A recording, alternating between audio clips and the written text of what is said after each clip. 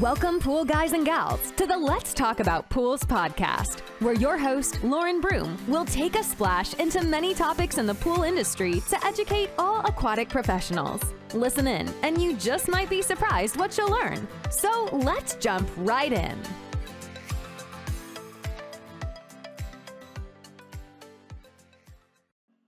I want to welcome everybody today to the Let's Talk About Pools podcast. And on today's episode, number 56, I interviewed Michael Wagner, president of Pool Scouts.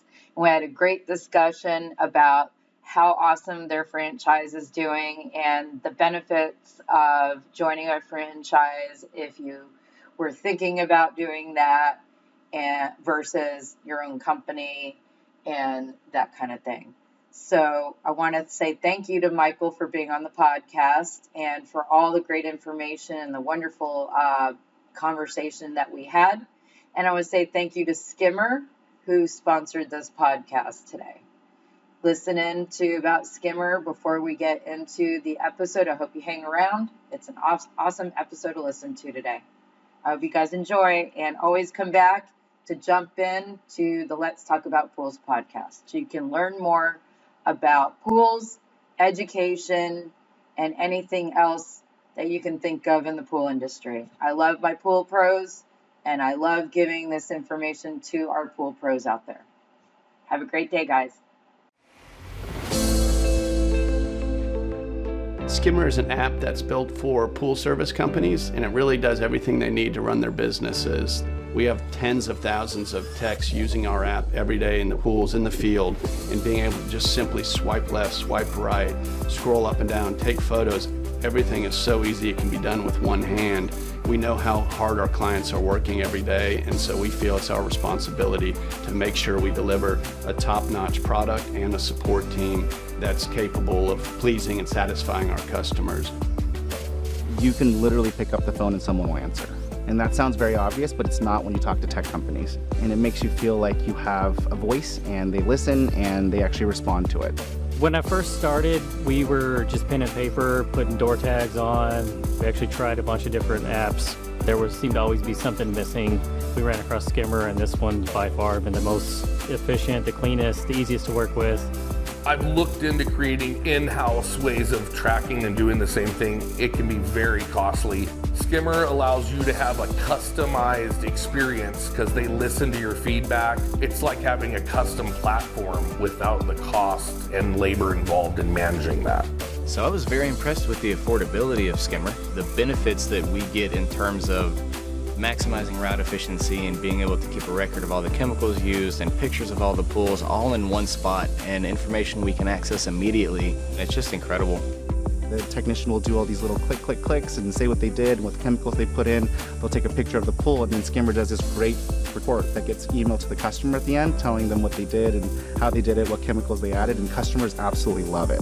For as long as I'm in business, I don't see myself ever doing business without using Skimmer. It's just the top of the line product to use within the market, and it just saves so much time while also being personalized to your company. Skimmer is a company that's going to keep your database and everything completely organized and in line for you. One of our goals is to help our clients grow their companies, and we see every year, every day, we get feedback from our clients thanking us for allowing them to grow, allowing them to hire more folks, allowing them to make more money and put their kids through college, to have more time and more free time on the weekends. It's always a huge compliment when we hear our customers talk about how much they've been able to grow, how many folks they've been able to hire and employ thanks to the app.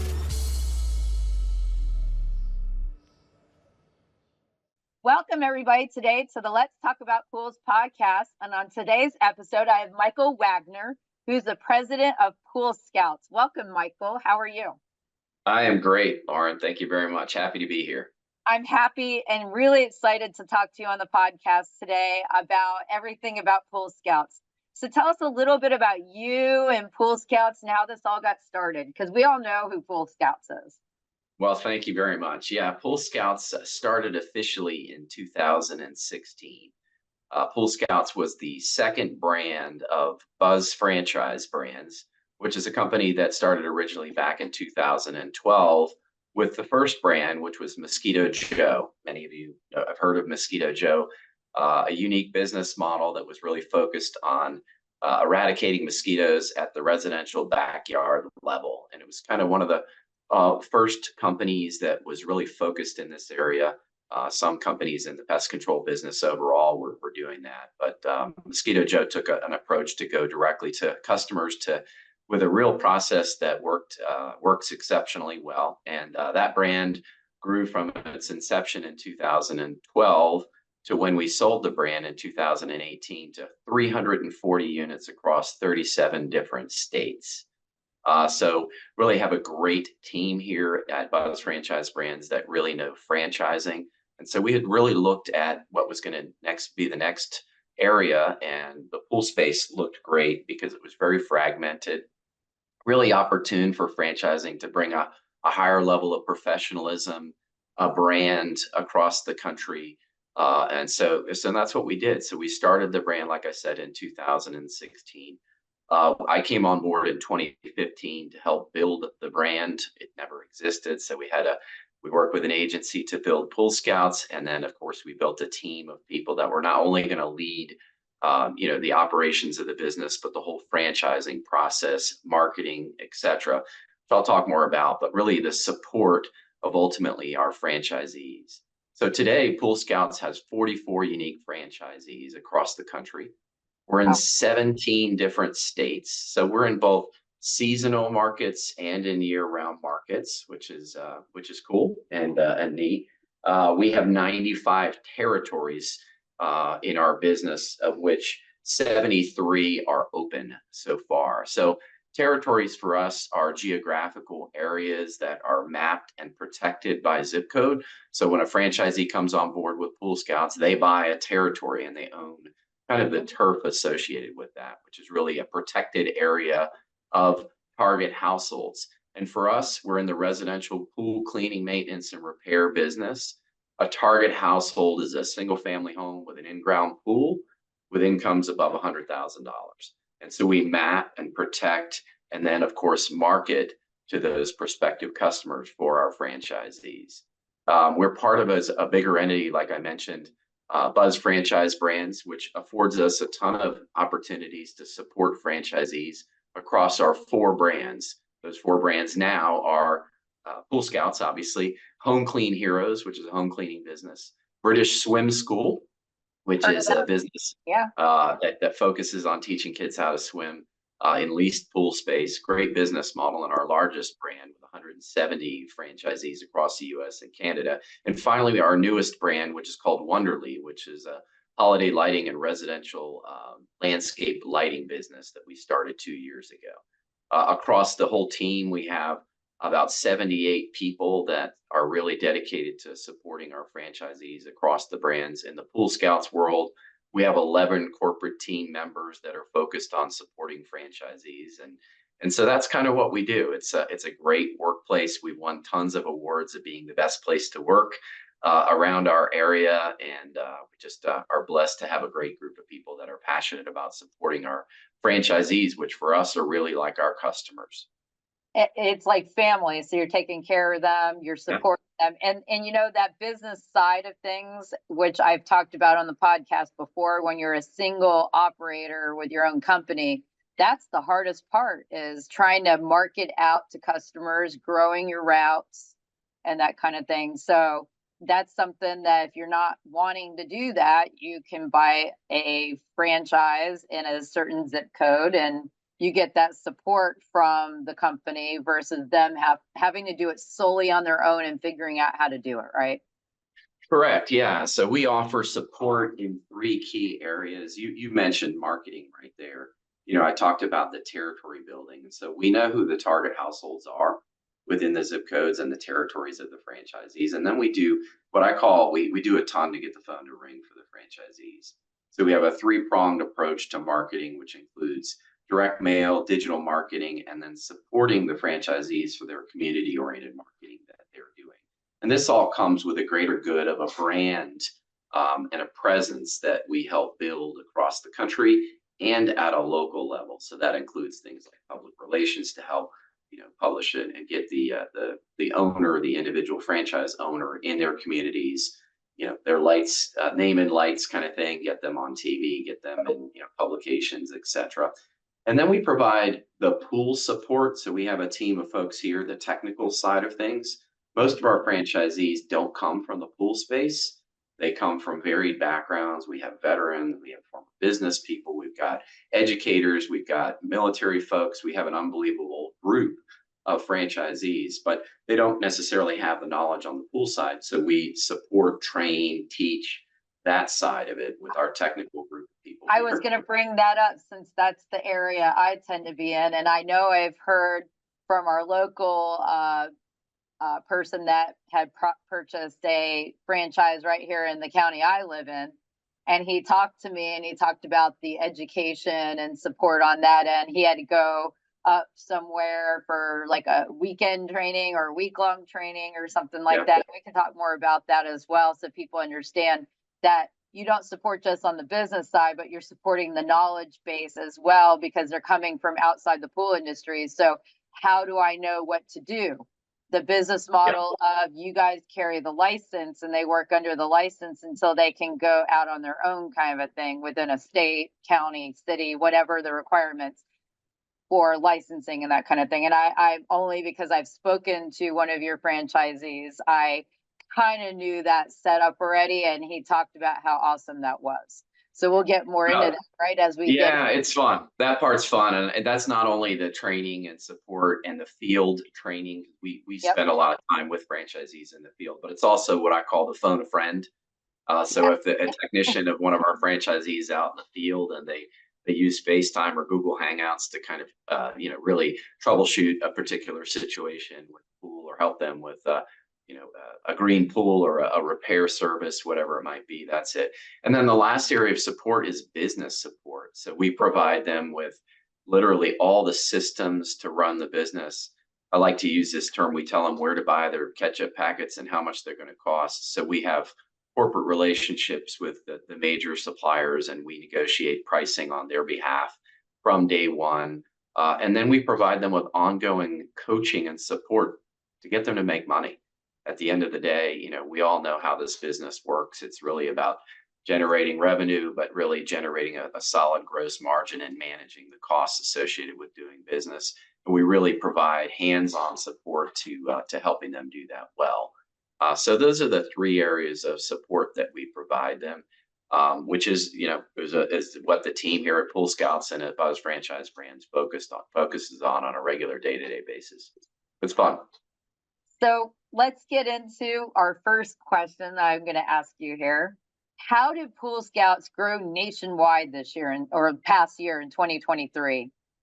Yeah, we grew in two ways. I think one of the things that we bring to the table, Lauren, is this ability to target customers, prospective customers, and to market to them effectively through that three-pronged approach that I mentioned before. And we do it with a nationwide brand and a consistent message of professionalism and a higher level of service across the country. And that's worked very well. And we're aggressive in that approach. And we do a lot for the franchisees to help them get customers. So we've seen really solid customer growth. And then we've grown what I call the share of the wallet. Honestly, we took, our average value per customer last year grew 18%. And we saw that similar growth year prior, and we're already tracking so far year to date, albeit it's early in the year, especially for some of our seasonal markets, but we're already tracking about 13% year over year growth from a value of customer perspective. And we do that through, expanding the services that we offer to our customers, as well as expanding the number of services. So we recruit customers all 12 months during the year. And, of our customers we service across the country, 71% are recurring, meaning they're on weekly or bi-weekly service across the entire nation. So we're in people's backyards. Last year, we averaged 18 services per customer across the entire country. So we're in those backyards on a regular basis. And if we retain our customers, which we've historically done really well in doing, then we're going to, of course, service them more times the next year and get more value out of them overall. So we do that by, like I said, tracking and providing great customer service, really tracking what we call an NPS, a Net Promoter Score, which is a big deal for us as a brand. So last year, I'll boast that we had an NPS of 79 across the entire franchise system, which is pretty spectacular. And so we were, doing a good job of making our customers happy, which allowed us to retain them, which allowed us to, grow our share of the wallet. And then, of course, we grow our franchise base. The pool business, no mystery, right? Past few years have been very good for pool construction across the country, particularly in your state, in Texas, where I we have have a to lot of say it was nice to see it for a change, because that last housing market crash, it about killed the pool building side of the Yeah, industry. Service still goes on, because people, but that kind of got hit just a little bit because people were tight with the economy and everything else. So, but it survived better than the builder side. The builder sides, it was really hard for them, that housing yeah, market in '08 was very tough, but it showed how resilient this market is, and the pool industry is, because they made it through and they're back, and they've been very strong. I'm see something for state of Florida, at least, that shows every county, and I always look at it, look at the permits from previous year to building permits for this year, and that would be any pool going in the ground in that county, and the numbers are still pretty stable or up, depending on the area of the state. If certain areas of right. the state are a lot busier, a lot more not rural, areas, but a lot of the rural areas are building up now. I live in one of them. Yeah, City of Palm Bay, where I'm at, it's like houses going everywhere, and eventually they're gonna come in, and then they want to put a pool in. right, right. It's building the industry. The industry's definitely grown in size, a lot more noticeable to people than it used to be. So I think that what you guys are doing is very important, because, and you come to realize all those key business things that you brought up already, and Yeah, finding those customers and that kind of thing. That's the hardest part sometimes, is, again, running a business. You can clean the pool, you know how to do the water chemistry, you know how to do all the technical stuff, but that business side is so hard for some people to grasp, how to get to point A to point B, even getting to paying their taxes on time to the yeah, IRS, and being able to do that when you owe money to them, and making sure that you've kept enough money in the business to do that. And it sounds like you guys support from A to Z on the franchisees, like, okay, this is what you need to do to keep your business successful. And that's so important, is that you guys are there to support the franchisees, is what I'm assuming. Whereas, yeah, 100% correct. Yeah, that's part of it. When you get into a franchise, you get systems, you get support, you get the operations manual, you get, like I said, where to buy your supplies, pre-negotiated pricing, but you also get guardrails and structure, yeah, which ensure, much more at a higher level success of business owners. So you don't have as much to figure out on your own, right? You might have to figure out some exactly. local marketing initiatives, Yep. within your communities, but then you're also able to benchmark with what other franchisees are doing. So it's, like I said, I mentioned the greater good of the brand, but we have an incredible group of franchisees that share ideas with each other, that share, practices. So it really, there's a bigger community here within Pool Scouts, and we keep on, learning and getting better, not just through what we do from a corporate perspective, Right. but what we do at the local franchisee, by creating this sharing, mentality and sharing practice of what we do. So that's a neat part about it, and the network and the community of Pool Scouts is strong, which is great. Well, and the nice thing is they're willing to work together, because they're purchasing a franchise based on an area, on a zip code. So there's not going to be another franchisee in their area. So they're going Right. to share information together, because they don't feel like they're giving away their trade secrets Yeah. to their competitor in the same area that's going to steal their customers. They're getting whatever customers that you guys are helping to acquire for them through the shared knowledge and shared everything from the Scouts brand. And I mean, I work in education where I get people that are just getting in there and they're overwhelmed by what to do. It's, I got to do this, X, Y, Z to get to the point of starting my business, anywhere from business tax receipt to opening a bank account to the framework for how do I get customers? How do I do my QuickBooks invoicing? How do I do route management? They get into all that. And it sounds like you give that framework automatically to a franchisee versus when you're on your own figuring it out. There's no one to call. There's no one to really figure it out unless you find somebody who does business consulting on its own in the industry that knows the industry well enough specifically to be able to walk you through, okay, here's your checklist. This is what you need to do, but they're charging every time you're consulting with them, kind of a thing. You know what I mean? So I understand, because I've been in the industry for 19, 20 years, that I've heard people, and being in the education side, they'll ask me these type of questions. But of course, being in education, I don't specifically know everything on that business side other than how I run my business. But my business is a different business model than their business model. So you get into all of those specific questions. So this kind of fixes all of that. So how did the addition of pool, and I'm switching gears here. How did the addition of Pool Care Plus play a part in the growth for Pool Scouts? And tell me a little bit about the new services that you guys are offering. It's a great question, Lauren. I think, and we've looked at it. When we set up the business originally, we were very focused on cleaning and maintenance. That was really our core product and what we were focused on. And then as franchisees matured, then we trained more on the repair side of things. And of course, in some states, they need a license to be able to do the repair work. So there could be some time that elapses during that process too.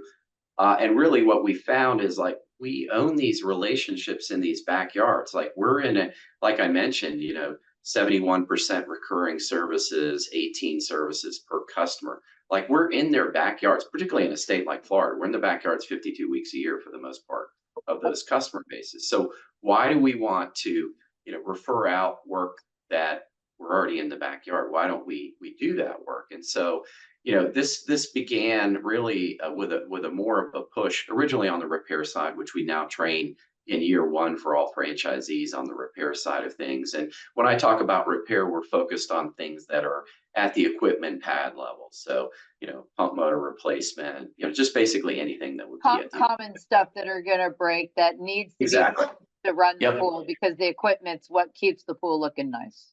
100%. And so, that happened years ago. And then what we saw in particular in some seasonal markets was we deal with a lot of markets that have liners, pool liners, and that's not germane to Florida, obviously, but there are a lot of markets out there, and so we were referring out this work. In some cases, we're like, we can teach this, we can learn how to do this, and we can have our franchisees capture this opportunity.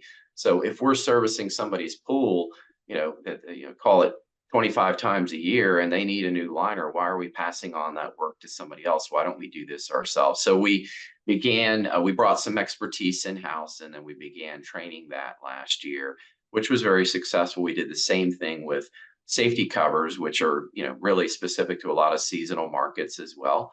And then we also signed a couple of referral partnerships with refinishing companies.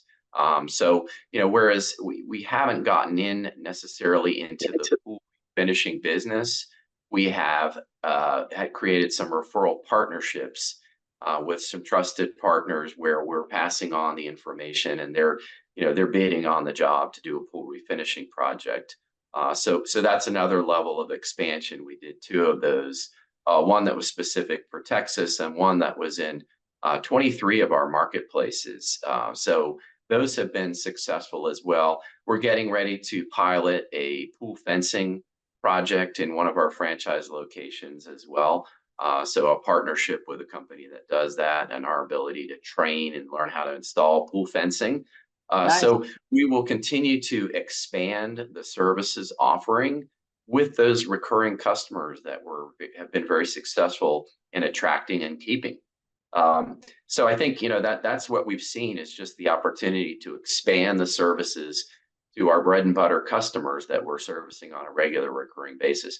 Now, of course, to launch a product line or to an expansion in services, we've got to be experts on it. We've got to train people. We've got to make sure Yep. that all of our franchisees have all the licensure, have all the insurance, that they're doing everything, 100% above board because our brand is at stake, So we have a lot of work to do on our hand when we expand services, but we'll continue to do this. And we've seen robust success on this, and we've also seen the franchisees very open. In the case of a pool liner replacement, you're talking about anywhere from like $5,000 to an $8,000 job to do the work, and it's not easy work by any stretch of the imagination, but the opportunity for franchisees to capture and make good money off of those jobs is pretty substantial.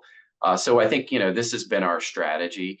We started it really in 2023, and we're expanding it robustly in 2024, and we'll continue to do so moving forward. So Pool Care Plus includes really those things. That it includes the liner, the safety cover, the refinishing partnerships, and the additional services that we'll continue to offer, like pool fencing, as I just mentioned as well, Lauren. That's awesome. And it's always a good business model you look at and where can I grow my business at? And that's what you guys did, and figure out we can learn this, we can do this, and then you add the more services that you're doing versus referring out to somebody else. Because customers want to see it under your brand if they've come to be familiar and like their pool technician that's showing up from your company. They want the same company that they trust to take care of their pool every single week to be the ones doing some of the other stuff, is what I'm assuming. Yep, 100% correct. Under one name. So I understand exactly what you're talking about. So how can business owners can turn similar client feedback into services that will increase both demand and client satisfaction, kind of like you guys have? I think it's a resource question, Lauren. I think you have to be able to scale resources to make them make sense. If you're doing one-off type work, I think particularly in the pool business, you're open for a lot of challenges and potentially problems if you don't have the expertise to do certain work, if you don't have the resources or the knowledge to do certain work. Those are times when you can get in trouble. So I think the first thing is to kind of look in the mirror and say, is this something that we can scale across our individual organization, our business? And if the answer is no, then you're probably better off referring that work out than trying to do it yourself. For us, we look at it at a higher level, and we say, what, we've got this, this customer base of, this year we're service probably 17 or 18,000 customers across the country.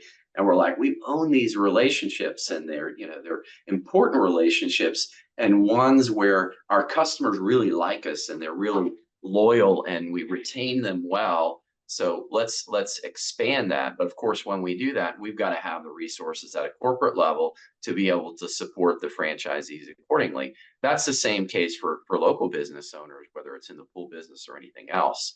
The one-off work is generally when you might not do a great job and the customer might not be super happy. You might not make the margins of it. I mean, I would even liken it to, in certain areas when we start out with the repair side of things, for franchisees, it's like, okay, if you're doing a repair of a, pump motor replacement as an example, and if the minute you have to stop and you have to go out to Lowe's or Home Depot to get some additional PVC piping, you've lost your margin on that job because you're not an expert. You didn't bring everything. And so that's really, what I want to talk about scaling. It's really about getting good at things and being able to drive efficiency. And for us, driving efficiency is not only about doing great by the customer, but making money off of it, right? So if they can't make money off of it, it's not something that's scalable. So I think really have to look in the mirror, think about something if it's a scalable practice, understand how you can make that work from a resource perspective. And do you have the people that can do the work ultimately too? Well, and time ends up being a resource that is very limited. And it's like you said, if you're running out to the store, you just lost time on this, and time is money. You And got it's a lot of money because there's only so much time in a day, so much time in a year to be able to do X, Y, Z for repairs and stuff like that. So using your time wisely, bringing the right stuff you need with you to do the repair, so you're not running back out and wasting time. You can knock it out, get it done, move on to the next backyard that you may have the next repair at, right? Exactly. Exactly. Yeah. Even blending the recurring service with the repair service, for us, Yeah. our franchisees in Florida, know the market there. I mean, they could be servicing 20 pools in a day. And so, one hiccup in timing of something might throw that schedule off. So I think it's really, like I said, about driving efficiency. We have a lot of systems as a company and as a brand that help drive that efficiency for our franchisee. We are extremely data oriented and provide data points for our franchisees. Our system that we use, our CRM system, enables the franchisee to do, routing, not only for one vehicle, but fleet routing to make sure that they're driving as efficiently as possible. We're constantly tracking, work time per job. We're constantly tracking gross margin for each, job and franchisee, and the ability to roll things up and down accordingly. But this is a business that is, you've got to be efficient to do well and make money, particularly when you're trying to drive scale in the business. But we do a lot as a brand to help provide data points to drive that efficiency. And I'm assuming, based on what you've talked about, it sounds like you guys are very with the training and the stuff, the information that's provided to the franchisees, that they're very much proactive versus reactive on their repairs and that kind of thing. So you're keeping up for them. Okay, this pump, this motor, whatever equipment, you're going to have to replace this part before it breaks. And there's different warranties, different time periods to change things out recommended by manufacturers. So that's another support that you probably have built into everything that's provided to the franchisee, so that they're not trying to find, if you own your own pool company on your own, you've got to look up every single repair manual for every piece of equipment across how many customers you have and be able to do that on your own and try to do proactive maintenance. If you got a franchisee, this is kind of being given to you, researched already ahead of time. Everything's already compiled, I'm sure, where they just go onto your system and they're looking up, okay, I've got this pump motor, or I've got this chemical feeder, and what is every 6 months I should be doing, every year, should I be doing ahead of time, right? Correct. And then, being a nationwide brand and being able to scale across the franchise locations that we have also enables us to get solid partnerships with the big three manufacturers, along with, the nationwide, pool wholesalers that we talk with and deal with as well. So we get really good support from our partners as well, that translates into local support for the franchisees too. Which is so important, because again, it's just like the business side of things. Now it's the actual hands-on, what do I do at my job? And you don't have, when you're trying to figure it out on your own, you're trying to do everything on your own. There's not a support structure. You might be good at it, and then there's some people that are not. So this kind of assists you with having that franchisee model. Yeah. So how is Pool Scouts planning to grow this year in 2024?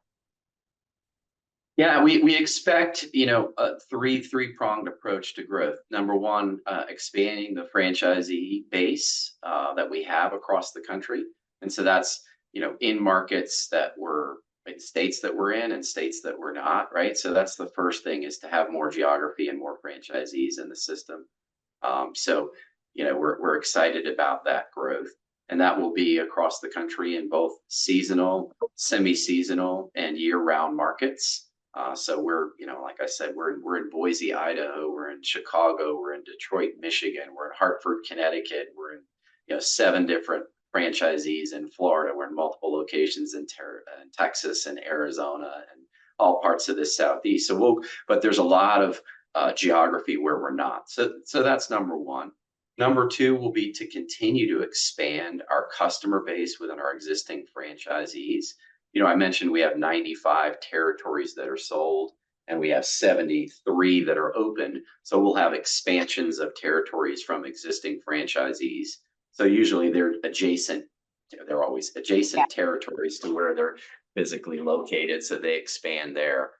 And expanding obviously the customer base within our existing franchisees as well, which now's our, we look at when we acquire customers and we acquire them throughout the course of the entire year. However, we're starting our really busy time from a customer acquisition standpoint, really beginning with March, April, May, June is really our Opening season. Yeah. Exactly. People want to be swimming, so they're going to be like, I don't want to take care of my pool anymore. It's just so much work in it. I want to go swimming coming up. Down here, it's usually once Mother's Day hits, we go swimming here. But I've been a Floridian for too long. I've been a Floridian for over 40 years. So it's like, you're used to that. In the 80s for me to dip my toe in or I'm not getting in, Well, I was talking with our franchisee last week in Detroit, Nora Farhat, and she was opening pools this coming week in Detroit, Michigan. So, I'm not going to go into the global warming thing, but it helps when it's warmer in certain markets than it has. It might help the pool industry just a little bit, won't it? Yeah. Up north. Yeah. The last way, Lauren, for growth for us is this continued share of the wallet expansion. So that's an expansion of the number of services that we provide to our existing customers and the expansion of the types of services that we provide to our existing customer base. So really owning that backyard and really expanding what we do in that backyard will be continued, to help us grow as a franchise system. Individual franchisees grow their revenue base and just be able to be more of a one-stop shop for our customer base. So those are really the three areas where we expect to generate material growth. Last year, we grew our system-wide revenue at about 46% year over year. And so we're hoping to continue that trend in 2024 as well. Are you guys going to or have expanded to the public pool commercial portion? Yeah, I mean, usually the pool, so it's an interesting question. Usually, commercial pools require water testing to be done twice a day, different level equipment pads, in some cases, different levels of certification. So that has not been an area that we've been focusing on. We really feel like we know who are two things I love about our business, which makes it, in my mind, a sexy business, which nobody's called a pool business a sexy business. But two things. Number one, we know who our target customer is. Really laser-like focus on who those target customers are. Single family home, in-ground pool, income above $100,000. So when I have a background or even a graphic that kind of shows that target focus there, that's number one. Number two, we know what we do and we know what we don't do. We focus on those residential pool owners, on the recurring service model, and then expanding the services within our recurring customer base. We don't want, in most cases, we're not after the one-time repair customer because we can't necessarily scale that relationship and be efficient. Every time one of our franchisees, technicians goes out to a pool for the first time, we capture all the data. We take pictures of the equipment pad. We know what everything is there. So we have this knowledge base so that we can provide good service without necessarily physically going out there to be able to identify. That's a very good idea because you can't remember every customer's customer pad and they call you up. And so let me look it up for a minute. And then you got it in front of you. That's an awesome idea. And then the second thing I wanted to bring up was you answered it exactly as I hoped you would when I asked the question, because there's a lot of companies that will be focused on too many things at one time. I want to do commercial. I want to do residential. And you're laser focused on that's a good business practice. Knowing what you want and staying focused on what it is instead of getting sidetracked in the little other areas. Now you're too broad and then you can't do well what you're trying to do. And Yep. so that I'm a business owner, and I agree with that. That's why I asked that specifically, because I was pretty sure I was going to get that answer from you, because it's something that I try to talk to new pool company owners that are coming into my educational classes, and they're thinking like just everything. I'll take on any customer that I can get. And so they're not that laser focused on exactly who am I trying to acquire. And again, it's that business side of things again, where you guys know exactly what you're targeting, who you're trying to acquire as a customer, and do that really, really well. You know what I mean? Well, franchising is really about that, and I appreciate you saying that. Franchising is about consistency and practice, right? You don't see hot dogs being sold at McDonald's, and there's a reason behind that. So I think for us, we have to drive consistency. We get good at things, and then we replicate that across the country and across the brand. What also means, like I mentioned earlier, you have guardrails. No, we don't do that. We're not going to do that. We're going to do this. We're going to stay down this path, but also keeping an eye out for additional services that you can provide to your regular recurring customer base. Right. You're still laser focused on the customer that you've acquired, and you have a certain type that you're looking for, but you can add services to that existing customer instead of, I'm going to have a public pool customer, and then there's different types. You've got hotels, you've got HOAs, you've got condos, you've got, different types of properties out there, which they're all very different, even though they may all be regulated as a public pool. How they react, how they are as a customer, very, very different for a business. So I thought that very, very awesome that you guys know exactly what you're going for, and that makes a good business model. Thank you. Thank you. It's been good so far, and I think it'll continue to be. And like I said, the robust growth in the residential pool business during the pandemic has been really friendly to Pool Scouts, because that's, we just had a million new pools added since COVID came on, to expand our customer base, which is Florida being the #1 state according to right, #1. Well, you live in a state where people are moving to. You live in a state where people are moving to, and fortunately, we're in a lot of those places. Well, and people get hot and humid, so they put their screen enclosure with their pool. Then they don't have to worry about the mosquitoes. They just get those tiny little flies that get through the screen. So you end up, I have an aunt and uncle that have a pool. They have a screen enclosure. It's nice. Go there during the summer with the kids. And we swim 3 times a week over there during the day. But the biggest thing is they have like a sock.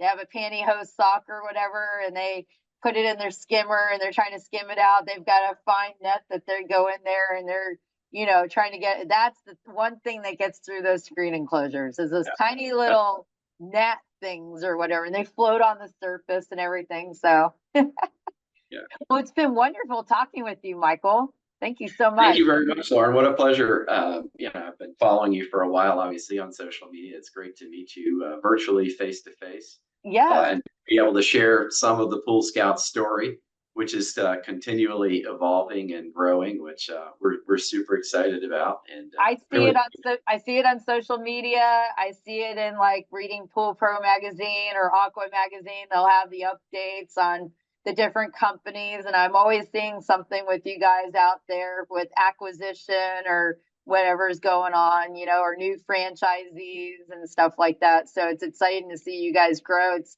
exciting to see a business do so well, especially post-COVID and everything else. I'm so very happy for your successes, for you and all the franchisees. Well, thank you so much, Lauren. True pleasure. I enjoyed it. Thank you for the time. No problem. Thank you for giving information to the listeners as well. Thank people trying to understand how to run their business a little bit better as well, and get some ideas from what you guys have been so successful with. Great. All right. You have a good day, Michael. You do the same. Thanks for diving in today with the Let's Talk About Pools podcast. Be sure to follow us on our YouTube channel or our Facebook page. And feel free to rate, subscribe, and leave a review wherever you listen to your podcasts so more aquatic professionals like you can learn about the show.